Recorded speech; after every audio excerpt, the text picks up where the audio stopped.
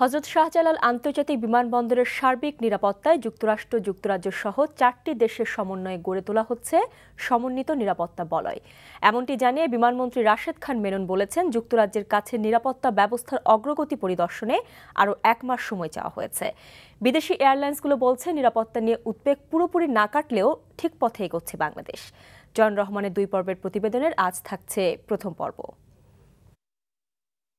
বিমানবন্দরের নিরাপত্তায় উদ্বেগ জানিয়ে 8 মার্চ যুক্তরাজ্য বাংলাদেশ থেকে কার্গো চলাচলে নিষেধাজ্ঞা জারি করে।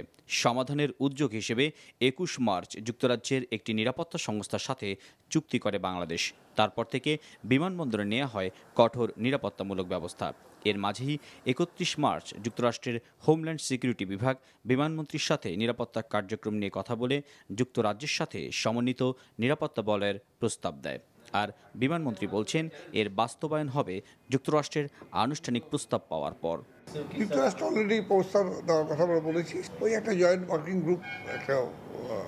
গ্রুপ করতে চেয়েছেন। তখন ইউকে থাকবে, ইউএসএ থাকবে, জাপান থাকবে, অস্ট্রেলিয়া থাকবে, সবাই থাকবে। হয়তো বছর 2 হবে, তারপর দেখা যাবে। নির্ধারিত সময়ের মধ্যে নিরাপত্তায় আধুনিকায়নের উদ্যোগ নেওয়া হলেও নিষেধাজ্ঞা ওঠায়নি যুক্তরাজ্য। এই অবস্থায় সমন্বিত নিরাপত্তা বলয় গ্রহণের আগে এর সময়সীমা ও কাজের পরিধি সুস্পষ্ট করার তাগিদ এই এভিয়েশন বিশেষজ্ঞের।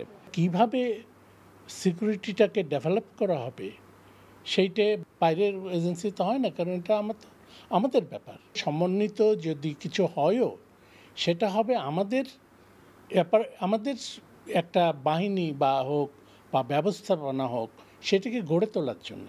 এদিকে বিদেশি এয়ারলাইন্সদের সংগঠন বোর্ড অফ এয়ারলাইন্স রিপ্রেজেন্টেটিভের মতে সাম্প্রতিক উদ্যোগে সন্তুষ্ট তারা। কনসার্ন ওইটা স্লোলি আমি দেখতেছি ওই উপরে কাজ হইতেছে, একদম ফিনিশ হয়নি, বাট ওই উপরে কাজ হইতেছে, it's in the right direction.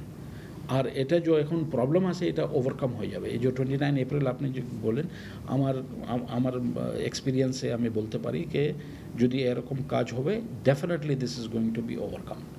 বিদেশি নিরাপত্তা সংস্থার উপর নির্ভরশীল না থেকে ধীরে ধীরে নিরাপত্তায় নিজেদের সক্ষমতা বাড়ানোর তাগিদও দিয়েছেন তারা। Join Rahman, NTV news, Dhaka.